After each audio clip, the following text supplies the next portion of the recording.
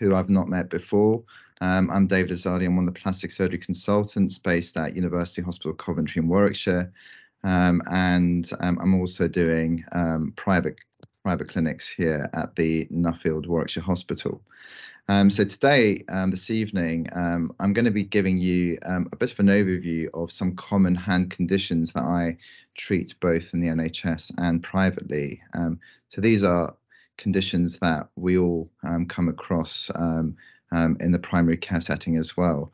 And I'll give you some updates and some tips and tricks that help me in my practice. So we'll start off by talking about the compression neuropathies. What's the pathophysiology behind that? We'll then go on to carpal tunnel syndrome, then cubital tunnel syndrome, and finally we'll go to Dupuytren's disease, and then I'll answer any questions that you may have. And type away in the questions at the end. You're very welcome to unmute yourself and ask questions, but raise your hand and we can go through that at the end. Okay. So compression neuropathies is if we go back to the basic anatomy of a mixed nerve, and we're talking about the common ones, which are the median nerve being compressed at the wrist, which is carpal tunnel syndrome, and the ulnar nerve being compressed at the elbow, which is cubital tunnel syndrome. And if we understand the anatomy of a nerve, we can start to understand some of the signs and symptoms that we get and why we get it. So a mixed nerve like the median nerve will have various structures. So we'll have at the heart lots of little axons, and the axons are effectively transmitting the signal from the brain to its muscle or the skin, depending if it's motor or sensory. Surrounding this multiple axons, you have that they're encased in endoneurium, and a collection of that will be the perineurium, which will make individual fascicles. And those fascicles bunched together will be surrounded by epineurium, and then the mixed nerve will have both motor and sensory branches together, surrounded by paraneurium. So why is this important? And we'll go through the reasons behind it. So we start to get compression neuropathies often in a site that the nerve is passing through, such as a muscle, or when it goes around a bend, such as the elbow or the wrist. And at those sites, the tough ligaments, or as it goes through the muscles, enlarged muscles, can cause compression of the nerve. And compression can cause vascular changes within the nerve itself. And pressures above about 20 millimeters of mercury can start causing nerve ischemia, which can then lead to abnormality in how the nerve functions. It can cause demyelination and affect the way and the efficiency of which the nerve can then conduct. This will then result in signs that we're familiar with, which are pain, paresthesia, numbness, weakness, and muscle atrophy. So when you get whoops, I think that went too quickly. So when we get a prolonged conduction block, we start to get distortion of the myelin sheath. And the myelin sheath, as it distorts, it will slow down the conductions, eventually ending up in demyelination. So we'll give you an example of a common thing that we all do to see if a nerve is pathological, which is tapping on your wrist. And that's or tapping on a part of the skin where you think the nerve is trapped. And that's commonly known as a Tinel's test. So the Tinel can be done anywhere in the body. And at the wrist, you'll be doing a Tinel's at the wrist. And if it's tingling, it causes fizzing down the hand, that's a positive Tinel's. And if we look at this signal, why do we get a positive Tinel? What does that mean?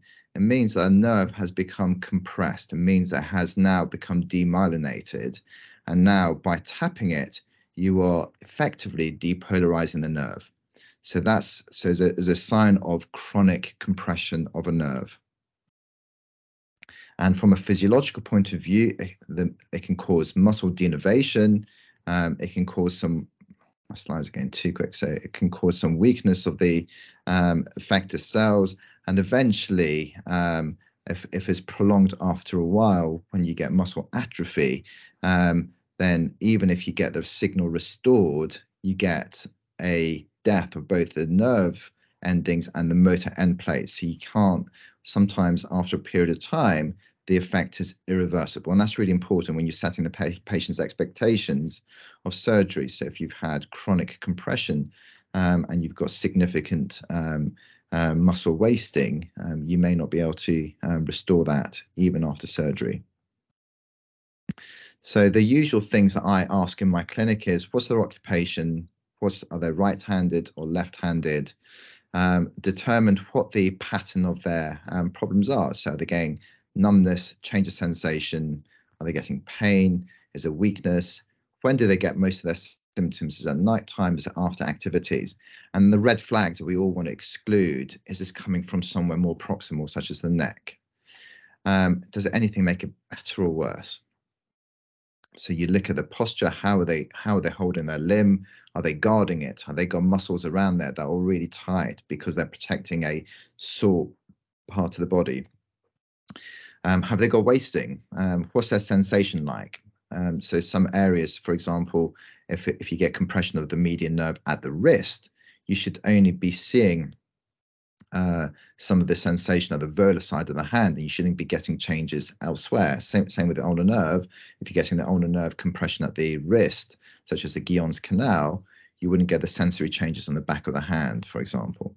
So be quite good, specific, and mapping it out, and maybe using 2-point discrimination as well. So moving. So remember to test the neck.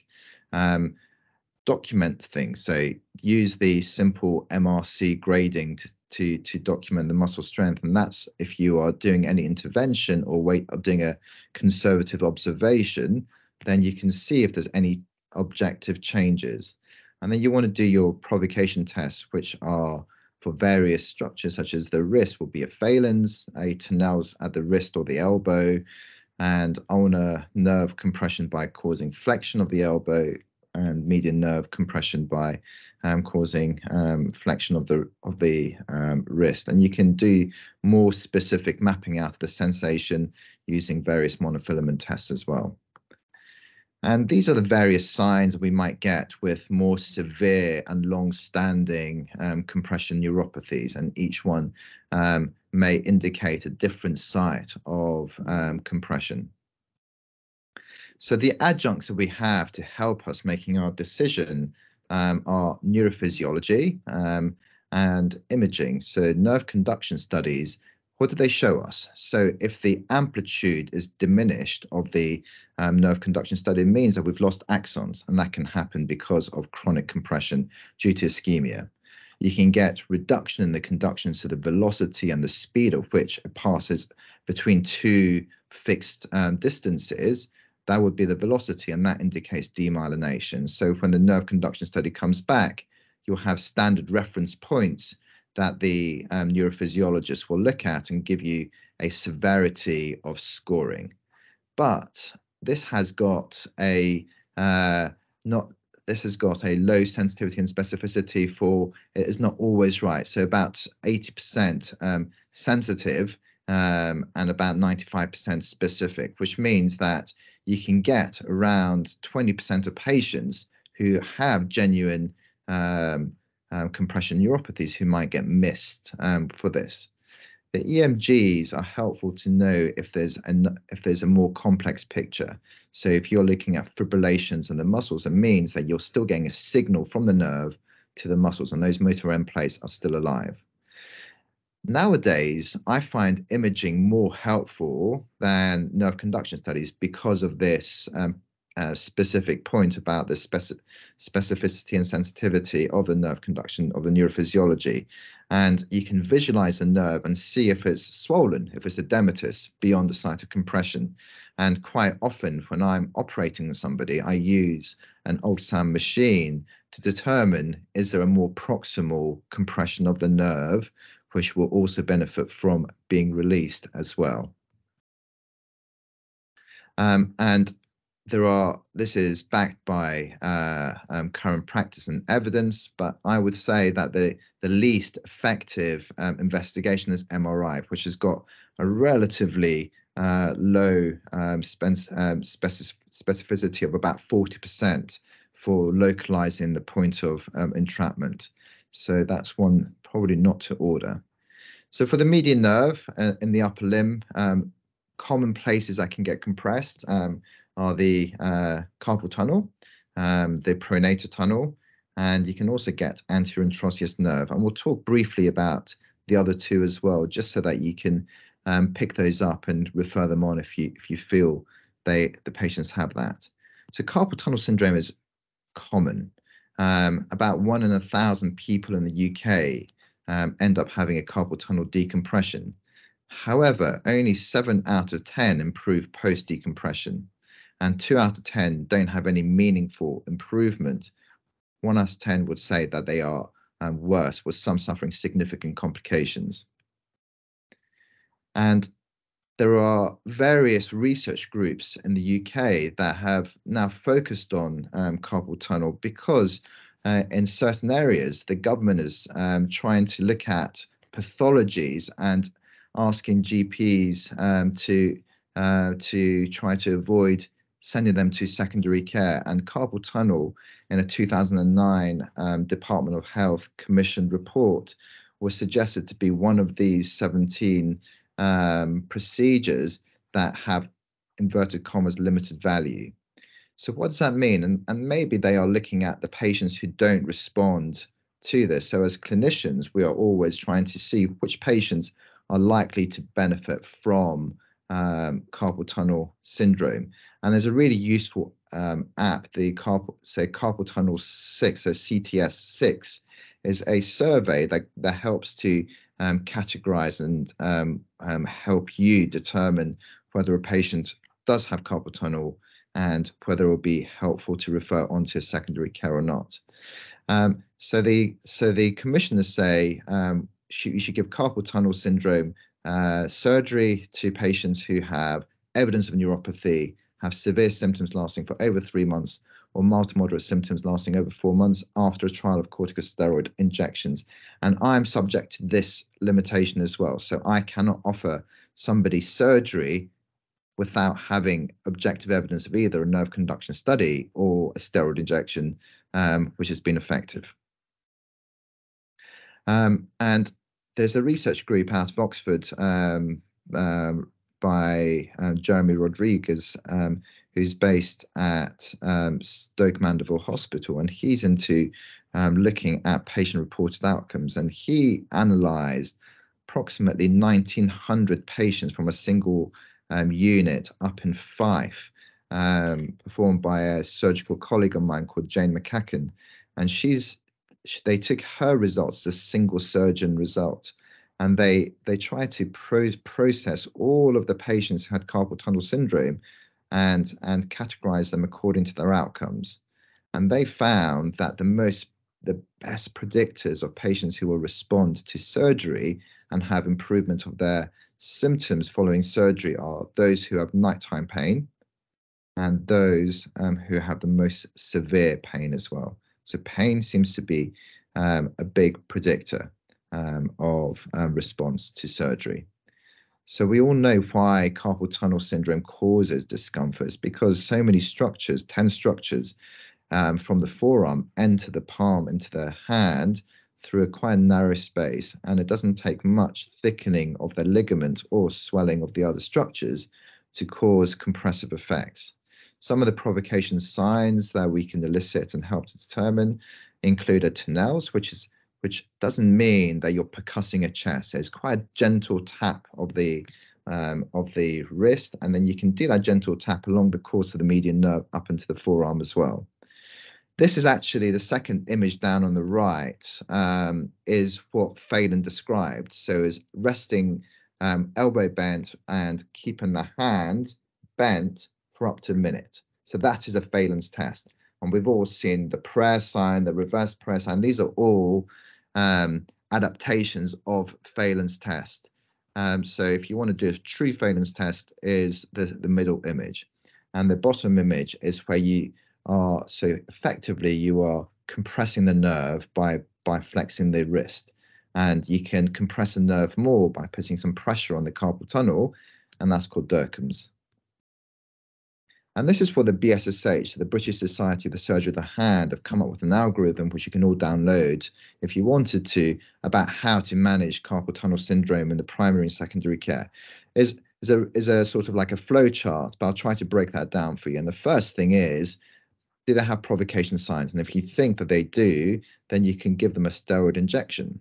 And this is how I do a steroid injection. So the landmark I look for is my palmaris longus, and I go on to that. And in that space, then I don't go into the wrist. I don't try to go into the palm of the hand.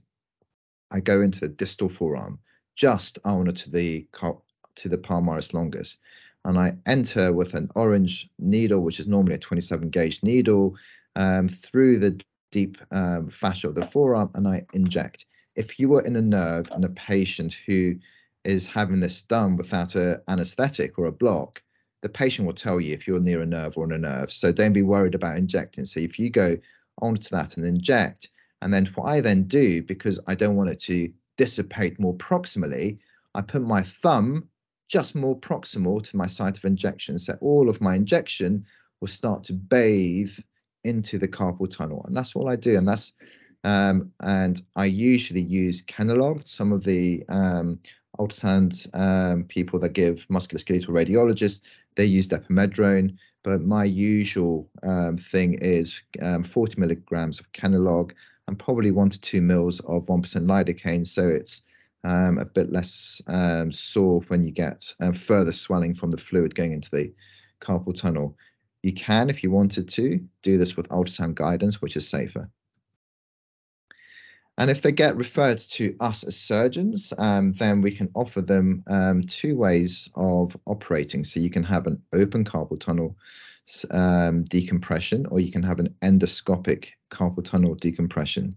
Now, they say that the endoscopic technique, which often needs to be done, it can't be done in a little procedure room. It has to be done in a setting where they have this stack and the expertise available. The benefit of this is because it's a minimal access scar. Effectively, you make a little port in the wrist and enter the carpal tunnel with a camera to release all the adhesions between the transverse retinacular or transverse carpal ligament and the median nerve. And then you put a blade in, which then flips up towards the skin, and you pull that back, effectively dividing the transverse carpal ligament. Now, I don't offer this. My colleague, Mr. Venus, does, who also works at the Nuffield. But what I tend to do instead, and is the photograph on the left, you see there's a scar on the wrist, which is your endoscopic portal. The scar on the right is one of my patients who I saw yesterday in clinic, and you can hardly see the scar. So I do a scar just in the palm. So I also do minimal access, but I go the other way. So I make a scar in the palm, and I intentionally never make a long carpal tunnel incision. So if you look at me on your camera, so your wrist, this area of the wrist is the most important part of the wrist when you're offering anybody surgery. And that's because it's called the pillar of your wrist. This is the part of your wrist that you use to push off a chair, to open a door, and patients hate that pain. And that's the bit that can cause patients to have prolonged recovery. So if I do my surgery, I just go distal to that and access everything through a small incision in the palm and avoid a scar on the pillar of the wrist, which then gets them back to work within a couple of weeks. So some of the other more proximal places that you can get compression is your pronator tunnel. And the reason I'm telling you this is because sometimes patients have this surgery, I still have the pain. And you're thinking, what is going on? That surgeon's rubbish. And they just haven't released the carpal tunnel properly. But it's because they could have a double crush. And you can look for signs of wasting more proximally, you can look for sensory changes more proximal, but again, it doesn't really help you. Now, this is some of my colleagues, some of my surgical colleagues think this is a bit of voodoo, but I use it. It's called a scratch collapse test. And I don't know if you've come across this before, and I'll play it. You can find various teaching videos on YouTube, but before I play it, I'll just describe what this is. So you suspect where the compression is. So you suspect the compression might be at the wrist, at the carpal tunnel, or you think, okay, that the compression might be more proximal at the pronator tunnel. And effectively, you ask the patient to stand there as with their arms adducted into their side, the elbows flexed, okay, so they are in this position, and you ask them to externally rotate against resistance. So you put your hand on the back of their hand and ask them to push out against you, and you scratch the area that you think has got the compression. And after you scratch it, you ask them to resist as you're trying to internally rotate, they are externally rotating. And if the positive sign is that they collapse, i.e., they can't withstand the pressure that you are putting on their hand. And then you can repeat that if you have a form of like cold spray to numb the skin. You can repeat that after the cold spray, scratch the same area, because this time they won't be able to feel it and they can resist you. So that's a positive sign. So I'll just briefly show you this, and hopefully you should have the sound playing as well.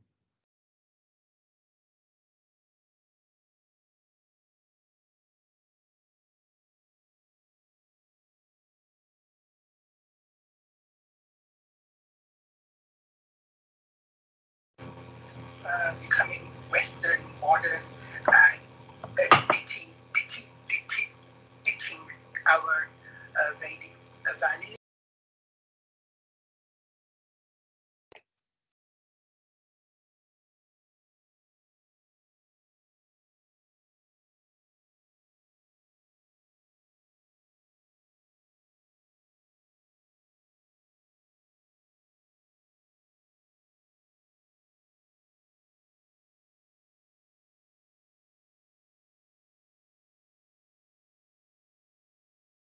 So you get the idea basically, so that you can try it in your practice and see if it correlates with your other clinical signs. So occasionally I get referred patients who've had carpal tunnel syndrome and been operated on by colleagues, sometimes more than once and more than twice, and they come to me with something that the nerve conduction study says there might still be some carpal tunnel syndrome, okay, but I never think that my colleagues have done that bad a job. I think, is there something more proximal causing the compression? And in this guy that I'll show you a video of, he was I think he was a farmer, and he had really quite muscular forearms. And when I press the pronator, so when you pronate and supinate, you press around where the pronator teres is, and you can all feel it on yourself when you pronate and supinate, and you're effectively causing a bit of compression there. And you ask the patient, is that where your pain is? Does that bring on your symptoms? And then you do Tunnels over that area as well. So that means you've got some compression signs that bring on their pain, and also Tunnel that brings on the fizzing in their hand. And then you think, okay, this patient might have double crush.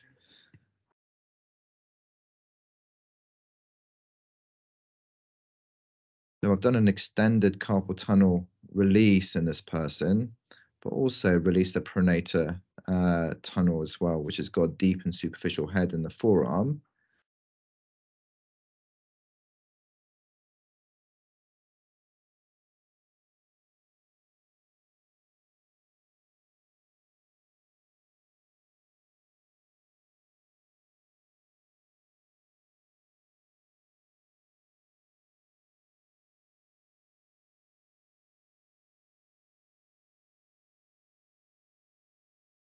So my questions are quite leading. I'm sure to say, I'm sure you're happy with this, and they normally always say yes, but he was happy with it, and his pain was better after the surgery.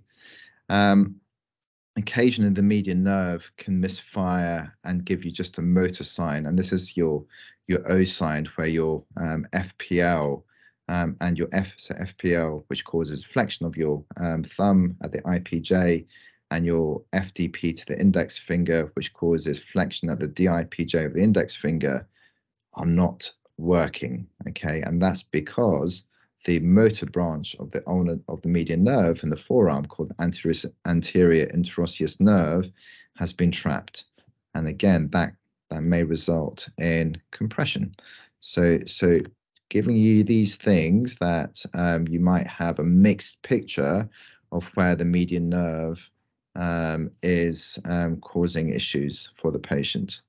And this is a video of a patient who presents exactly with this. So he's got some wasting of the thenar eminence, but also he can't flex at the IPJ and he can't flex at the DIPJ, but his ulnar nerve is working, so he can adduct.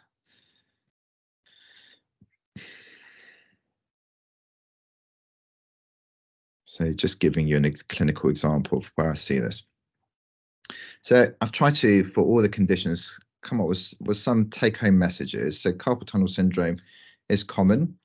If you felt that you want to, then try steroid injections. If they work, you can repeat it once more. So you can give them a second steroid injection, and occasionally that steroid injection is enough to break that pain cycle.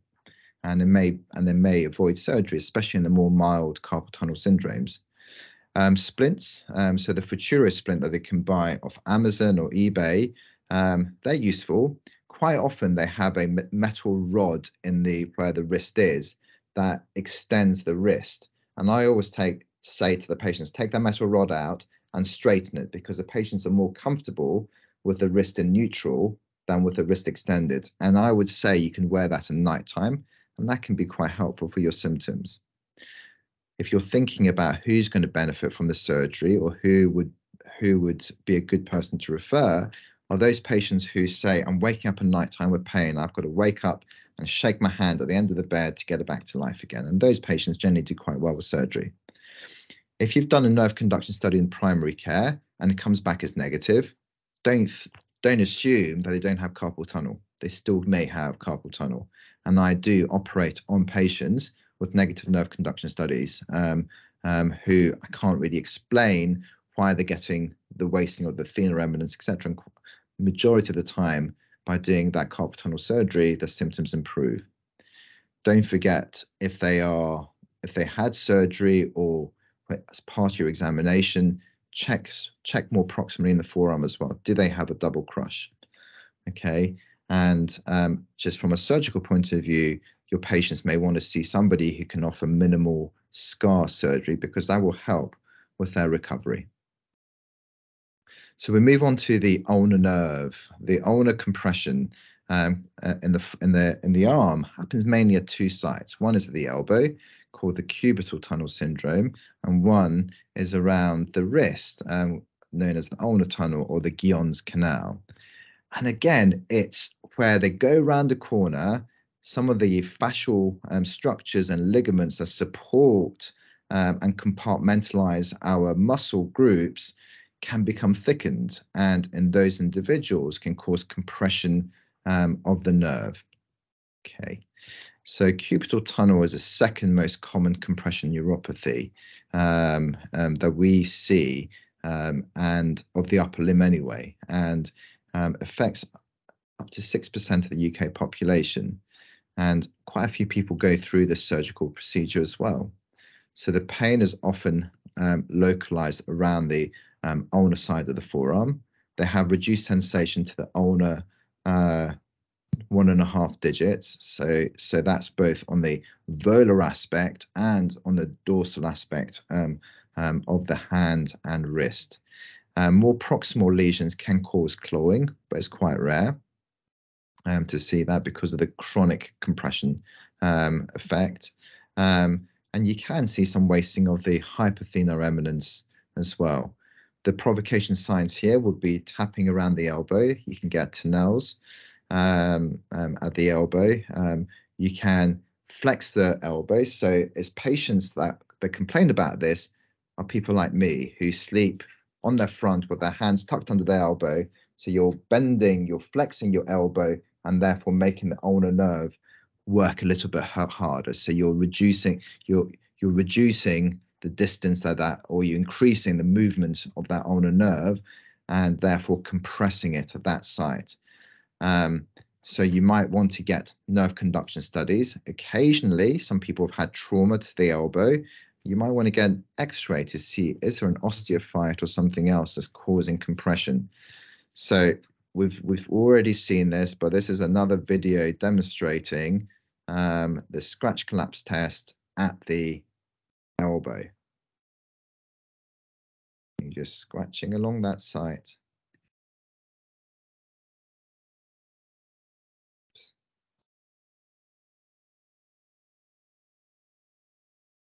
Okay, sorry about that. Okay, so what are your options for management of these patients? I personally don't inject these patients with steroids, and the reason I don't is you do have some sensory nerves that can get swollen and injected, which can cause more pain than is worth. And also, there's not much space for you to inject. It's not like the wrist, where it's quite a big, broad space. The cubital tunnel is quite a narrow space, and if you injure the nerve, you can do more damage or harm than good. So splints can help. We've got therapists online here, and there is a role for referring to our therapists to make them bespoke splints. You may want to tell the patient to try something at home, which is try to splint their own arms straight when they go to sleep. But I've tried it, and it certainly, I did not put up with it for very long, where you tie a towel around your elbow and try to keep it straight. But I think within about 5 minutes of sleeping, my arm is in the same position I normally sleep in.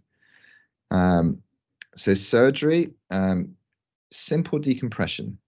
So that means just releasing the skin, releasing these tight fascial structures and bands overlying the elbow, which can then cause release of this. So this is a simple decompression.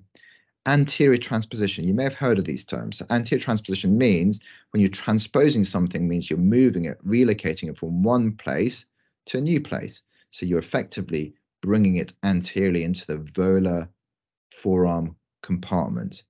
I hardly ever do this unless I had somebody who was really quite tight, and by bending the elbow, the nerve is flicking into that position. So the nerve is already saying, I want to travel a shorter distance. Please help me out. The reason why the anterior transposition does not help or can be quite problematic is it can kink the nerve on either side and cause you more proximal or distal compression neuropathies at a later date. The orthopedic surgeons and some of my colleagues do this in medial epicondylectomy, which is effectively reducing the distance a nerve travels by removing part of the medial epicondyle. And that is also very effective. But there's a meta-analysis looking at a significant number of patients who've gone through this procedure, and they've shown that there's no difference between any of the results where the simple in situ decompression appears to be the safest operation. Okay, and that's effectively what I offer.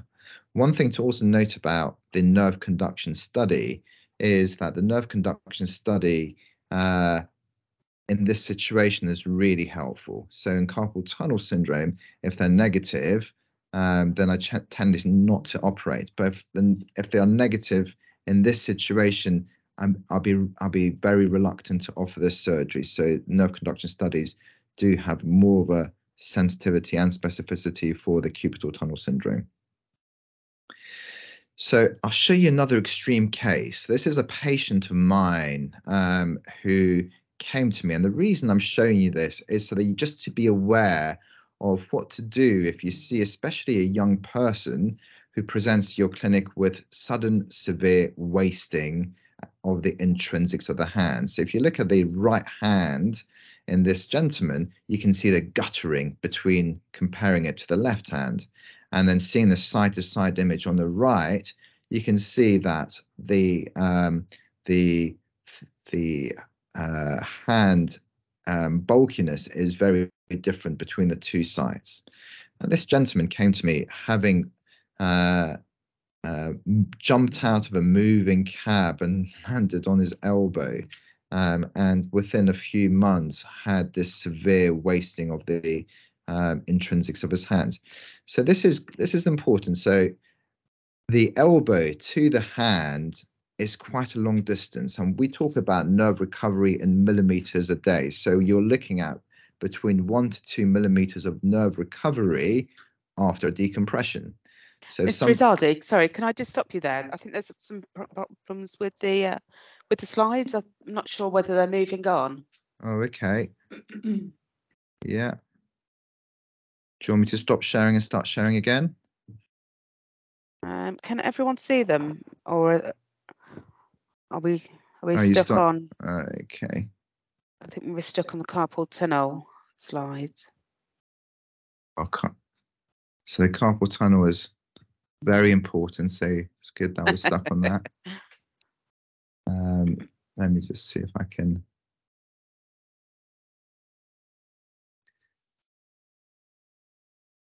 find this again. So I'll just carry on talking, and I'll show you some of the pictures again until this presentation loads up. So so what I was saying about the cubital tunnel, someone gets wasting of the intrinsics within a 1 year time frame. That's the period after 1 year where your motor end plates do not respond to more complex surgical procedures. So therefore, if I saw somebody within a 1 year period who was a working age, I would definitely consider doing some more complex surgery, such as nerve transfer surgery. And I'll just demonstrate that shortly. So for the carpal tunnel, nerve conduction study is useful. Probably a steroid injection is more useful to me. In a cubital tunnel, a steroid injection is not very useful. Nerve conduction study, maybe an ultrasound scan is more useful. And those are the two main things. There's a role for physiotherapy in both of them, and trialing with splints, especially with the more mild conditions, is really quite helpful. So just because my presentation's got a few videos, quite a big presentation, and it's just going to take a couple more minutes, a minute or so, for my slides hopefully to reappear. I think we're almost there.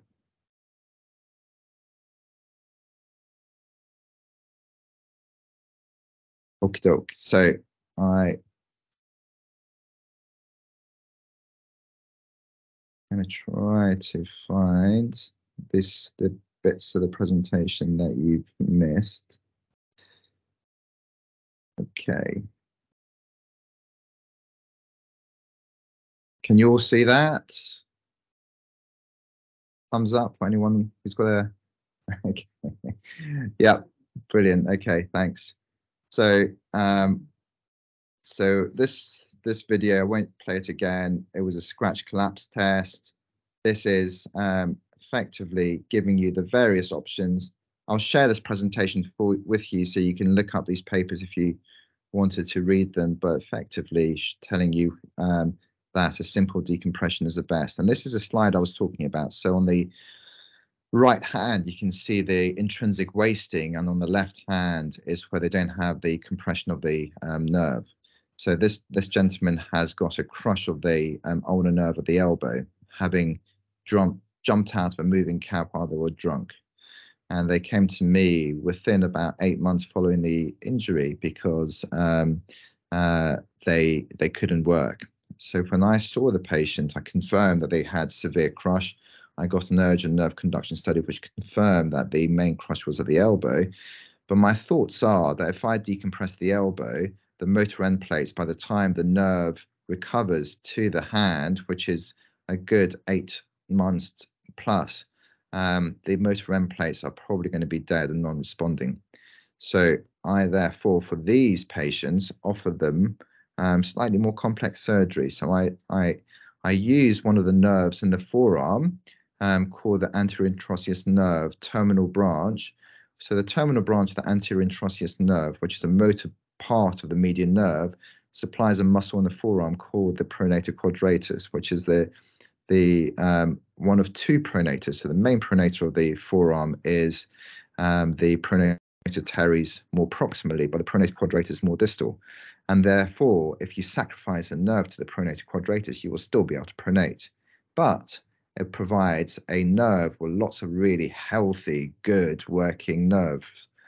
And therefore, I find that nerve at the wrist and I transfer that nerve, which is a motor nerve only, to the motor part of the ulnar nerve. Therefore, the distance that the nerve has to travel from the wrist, from near the wrist into the hand, is much shorter. So therefore, their recovery is much quicker. So therefore, if you see somebody who has severe sudden wasting, get them an urgent referral either to see me here at the Nuffield or at Coventry, and I can perform the surgery for them.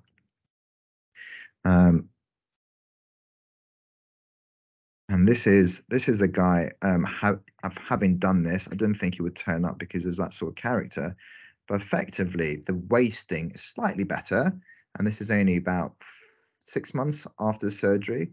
But they had definite improvement in pain, definite improvement in function of the hand as well. So they weren't able to adduct the thumb, they weren't able to abduct the fingers prior to that. I appreciate I don't have the pre-video.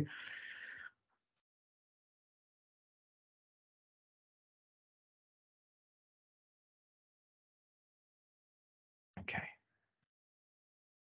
And occasionally you don't get things that work out and you get high crush injuries, but you have very good recovery. And it's because you have these anatomical variants that we won't go into, but just a bit of information. So take-home messages for cubital tunnel is nerve conduction studies are strong predictors of improvement post-surgery. Try splinting with the arm straight. Avoid anterior transposition unless the nerve subluxes, and consider referring to an expert if you get rapid wasting of the intrinsics of the hand. So our final topic of the evening is Dupuytren's disease. So what is Dupuytren's disease? It's a benign fibroproliferative disorder of the hand. So if we try to pinch the back of our hand, you can grab a bit of skin. But if you try to pinch the front of your hand, it's really hard to do that. And it's because we've got this web of fibrous fascial structures called the palmar aponeurosis, which are binding and making the palmar skin quite specialized. Okay. And it's these palmar fascia in the longitudinal orientation that can become diseased and therefore can cause these nodules or bumps in the palm of the hand.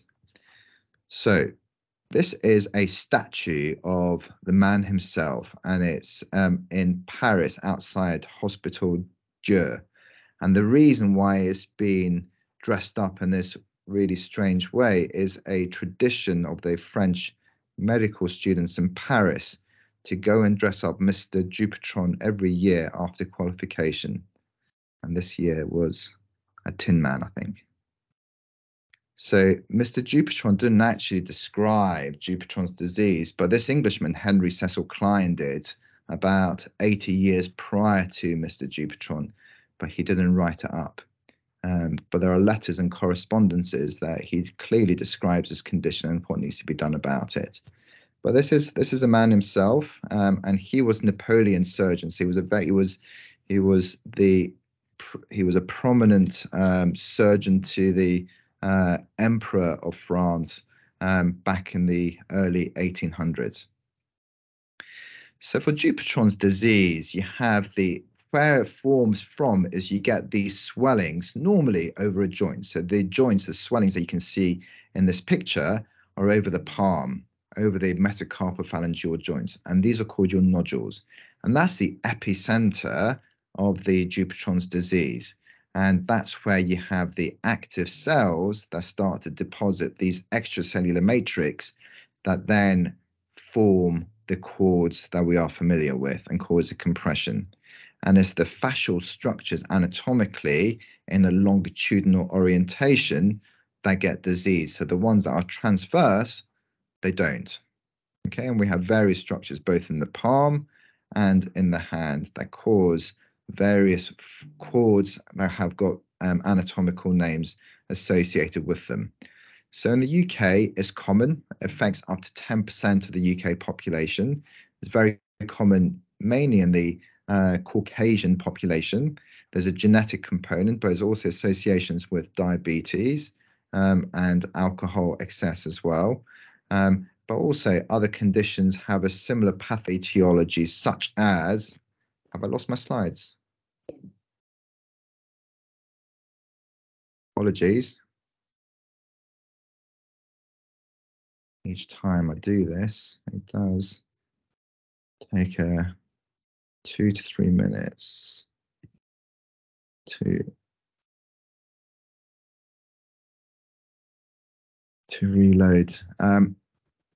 So I did research at Oxford for approximately 4 years, where I used to get sent these stringy pieces of human tissue, and I had to cut them up into lots of little fine pieces and then look at the genetics. Say, can I use your computer, Vicky? Because it's have you got? Actually, it is loading again, but it's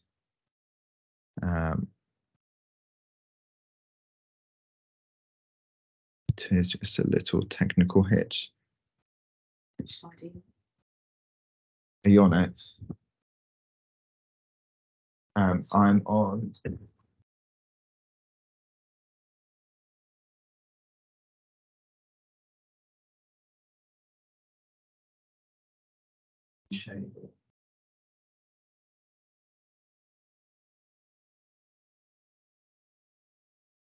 Is that showing now?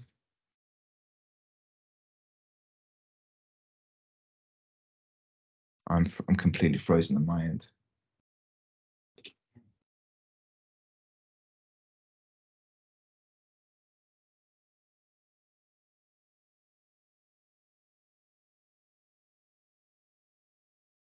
Yeah, prefer that.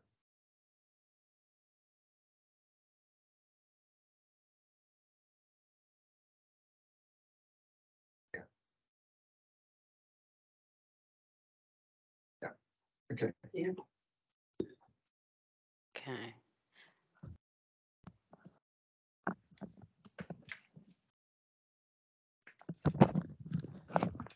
Can I see them?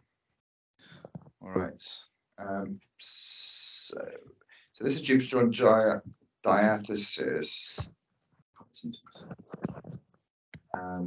where where the patient has got an association with the genetics, if they've got bilateral disease, if they've got disease elsewhere, such as Garrett's Pars, which is thickening of the skin on the back of the MCPJs and the PIPJs, if they also have thickening of, how do I read this off? If they also have thickening of the plantar fascia in the feet as well, those are all predictors of how severe the Dupuytren's disease can be. How do I go forward? There's a big genetic component, mainly happens in the Caucasian population, and the British Association of Surgery of the Hand associate this condition with as mild, moderate, or severe based on how contracted the digits are. So the cell responsible for Dupuytren's disease is this one on the left, and it's called a myofibroblaст. And if we saw if we saw them under the thing, they love tension, and the myofibroblasts clump together in the palm of the hand. The myofibroblast is also the same cell responsible for you healing after a cut, and therefore if you ever have a little tear in the palm of a Dupuytren's patient, they tend to heal very well. At the early stages of Dupuytren's disease, how do I? To my next slide. Should just go to there.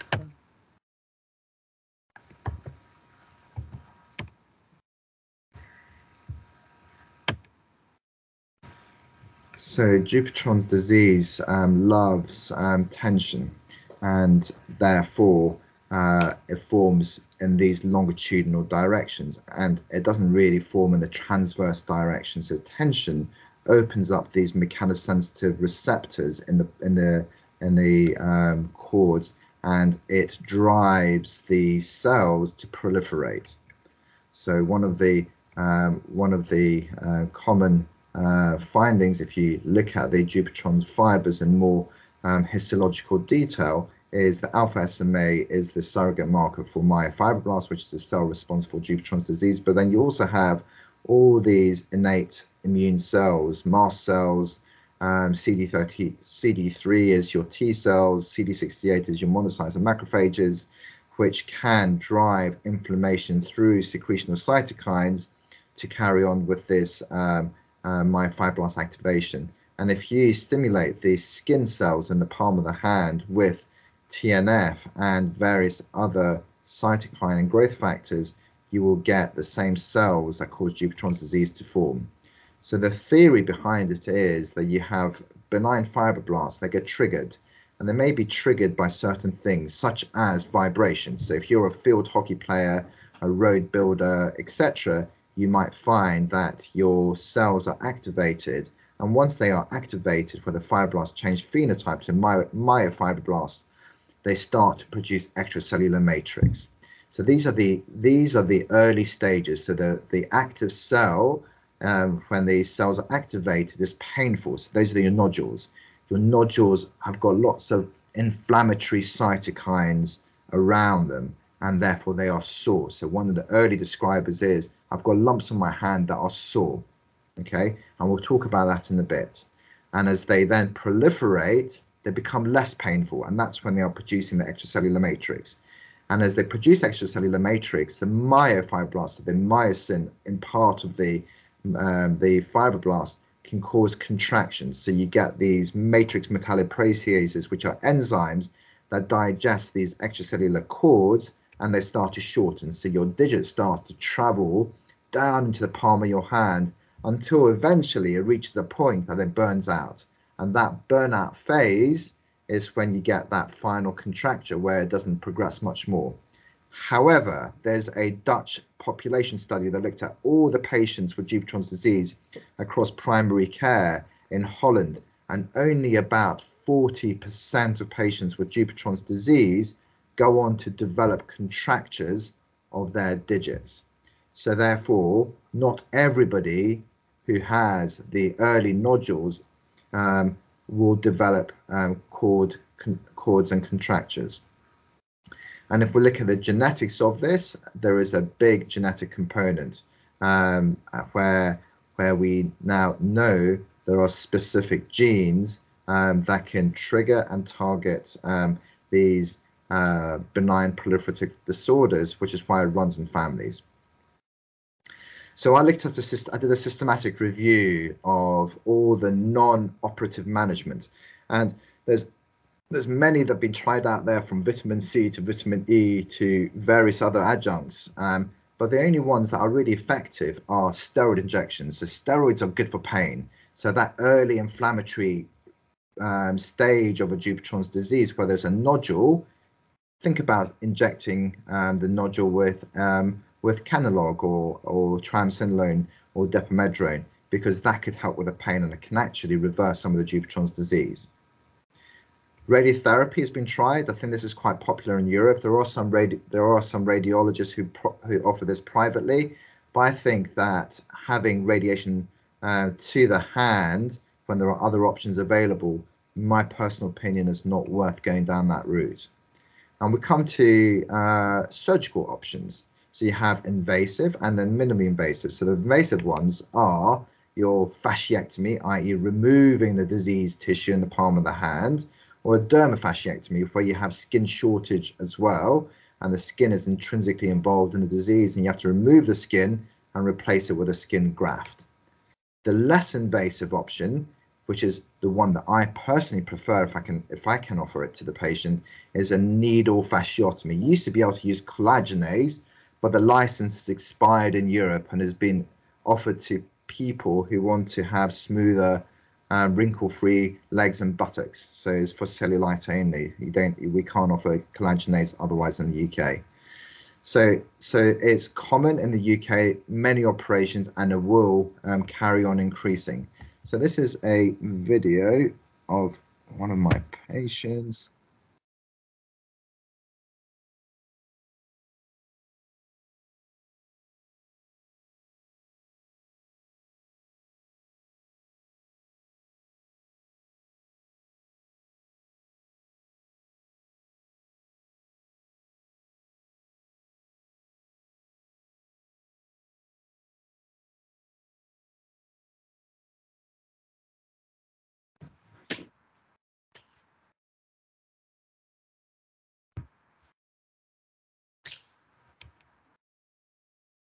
So this is how it's performed. So you use a hypodermic needle, you inject minimal amount of local anesthetic. I use probably up to 2 mils in total, and I perforate the cords. And as I then release the cords, I then divide the tissue. So this patient has got PIPJ and MCPJ contraction.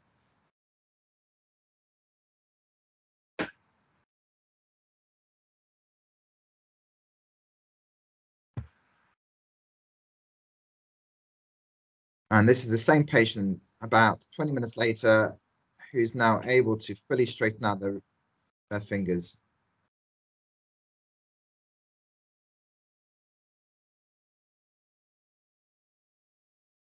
So splinting, this is controversial. So splinting at the early stages of Dupuytren's disease has no role. So it will not prevent Dupuytren's disease. It will not prevent the progress of Dupuytren's disease. So why use splints? Post-operatively, there's no evidence that Dupuytren's disease and splinting helps. However, I do use splints. And the reason I use splints is that quite often when somebody has a severe contracture, it's not I can remove the disease and the fingers can still be bent. And therefore, I need to do joint releases, release of other soft tissue structures in the hand, and that will then end up naturally wanting to form scar tissue. And when it wants to form scar tissue, the best way to prevent that is, as well as working with them with physiotherapy, is to wear a splint. So those are the times I do ask for a splint to be made. So now we're at the era of biologics, and we know that if we can target, so the anti-TNF has been around since the 1990s for rheumatoid arthritis, which has transformed the care of that disease, and now there's been repurposed to possibly work within the for Dupuytren's disease to prevent progress of this disease as well, and it could eventually end up being a alternative to surgery. And some of the research that I've been involved with, I think, shows some good promise. And at this stage, there's a group from Oxford that are currently in a phase 3 of a clinical trial to look at anti-TNF. So my take-home messages for Dupuytren's disease, which are not on this slide but on my other computer, were Dupuytren's disease is common.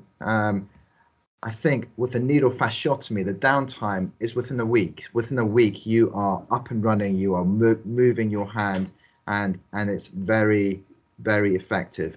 There is a higher recurrence rate. The recurrence rate is within 5 years, nearly everyone gets a recurrence, but can be repeated again. For more extensive disease, the simple percutaneous fasciotomy is not an option. And therefore, as those patients I offer more extensive surgical procedures for. So Vicky, am I still running on that computer there? You are, but it is still frozen. Okay. Yeah. So shall I, because I can't see any of the questions now, so shall we?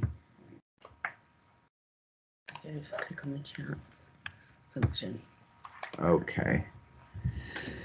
So we're going to stop presenting. So thank you for your attention. Hopefully that was a bit of an update of what you probably already knew, with a few new and quirky techniques, such as the scratch collapse test that you'll be trying if you wanted to later on. I'm going to just go to the chat box and see. I'm a Mac user and I've changed computers and my brain is not functioning on a Microsoft, so just bear with me. Press this down. Just waiting for the chat. Yeah, okay. So Vicky, how do I go up and down the chat? Okay, lots of comments that are appearing. Do you know what? Would it be easier if whoever wants to ask me questions, just to either raise their hand or unmute yourself and fire away, and I'll be very happy to answer to the best of my ability.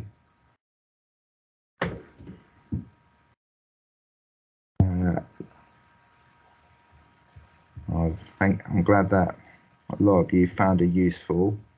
I think sometimes it's what we call these simple or simpler conditions that we all assume that we should know and we should get right, but there are definitely newer, more minimal invasive techniques that are present. Joe, I saw your hand come up. Do you want to unmute yourself? Hi there. Thank you. A really helpful talk. Thank you very much. Just a quick question about the ultrasound in carpal tunnel. Yeah. Obviously, is that something that as GP should be considering requesting, or is that more a specialist level when you're looking? I've never requested an ultrasound for a wrist. Yeah. So I personally think that ultrasounds are more informative. They show areas of edema, swelling of the nerve. So the nerve will look quite uniform until you get to site of compression, and then it swells to about twice the diameter that the normal nerve is, and is quite indicative of the process of it being crushed and demyelinated that site. So I use it and I order it instead of so I would first of all always give a steroid injection if they've not had it done before. If they've had a steroid injection and it's not been effective, or if they say I've got carpal tunnel syndrome, but I've got altered sensation across my whole hand, i.e. not the median nerve, that's when I would then go and do these adjunctive investigations, including a carpal tunnel.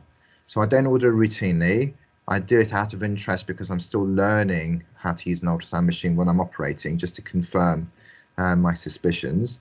But if I've got a more complex or unusual presentation, that's when I would definitely get both an ultrasound scan and a nerve conduction study. So patients that come back to you having had their carpal tunnel surgery, for example, Joe, you might say, okay, let's get an up-to-date nerve conduction study, and also let's get an ultrasound scan to look more proximally in the forearm and also in the wrist to see is the nerve looking pathological elsewhere as well.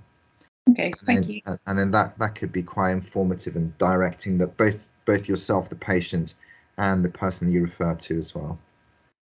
Thank you. Okay. I can't see any questions. Maybe it was asked earlier. I can see lots of comments saying your slides frozen. I think we've gone past that one. Okay.